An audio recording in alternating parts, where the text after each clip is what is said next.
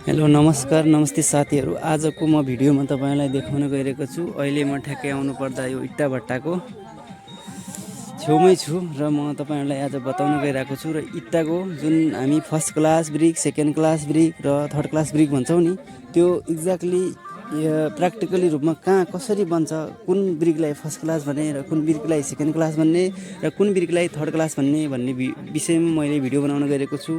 र सबभन्दा पहिला चाहिँ प्र्याक्टिकलीमा त हामी धेरै पढ्छौँ है। यो भनेको फर्स्ट क्लास ब्रिक हो, यसको वाटर अब्जर्सन यति हुनपर्छ, अनि कम्प्रेसिभ स्ट्रेन्थ यति हुनपर्छ, अनि हरेक कुराहरू पढ्छौँ है हामी। जस्तै अब एक्ज्याक्टली भन्नुपर्दा इट्टा भट्टामा जुन जलाउने प्रक्रियाले यो डिसाइड गर्ने कुरा हो है, जुन यो भिडियोमा छ।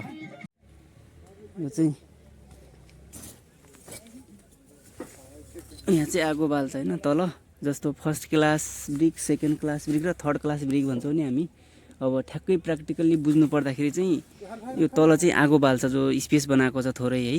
त्यो तल आगो बाल्दाखेरि चाहिँ के हुन्छ भन्दाखेरि एकदमै हिट हुन्छ, त्यो भएको कारणले मेल्ट भइहाल्छ कि ब्रिक। त्यसलाई चाहिँ ओभरबर्न्ड ब्रिक भन्छौँ नि हामी। जुन त्यो ओभरबर्न्ड ब्रिक यो तलको लेयरमा हुन्छ है। यो चाहिँ कस्तो हुन्छ भन्दाखेरि सोलिङमा अनि फाउन्डेसनमा युज हुन्छ स्पेसियल्ली।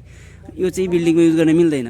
अनि त्यसपछि अलि माथि यो टप लेयरको जुन ब्रिक हुन्छ, यसमा चाहिँ मजाले आगो पुग्दैन, किन भन्दा आगो यहाँ तल बालेको हुन्छ र यो आगो यहाँ माथि मजाले पुग्दैन, मजाले यो जलेको हुँदैन होइन। त्यो भएको कारणले त्यो माथिको इट्टालाई चाहिँ अर्कै सोलिङतिर भयो, गेटहरूतिर युज गर्छ होइन।